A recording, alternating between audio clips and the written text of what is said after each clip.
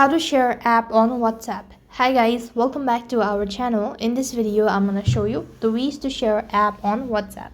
So to share app on WhatsApp, you could do this procedure. That is, if you have the inbuilt feature, then you can follow these steps.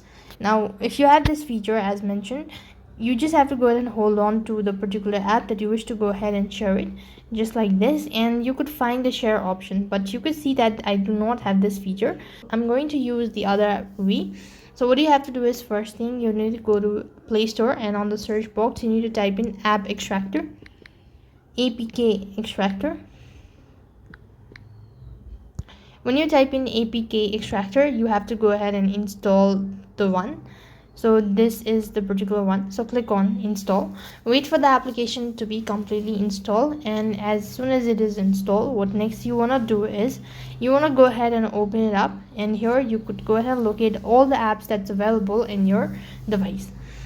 Then you could go ahead and do the same procedure that I've mentioned earlier. That is, you just have to go ahead and long press onto the following app that you wish to share it with the other person, or you just have to go ahead and tap on the three dot icon and click on the share button and click on OK.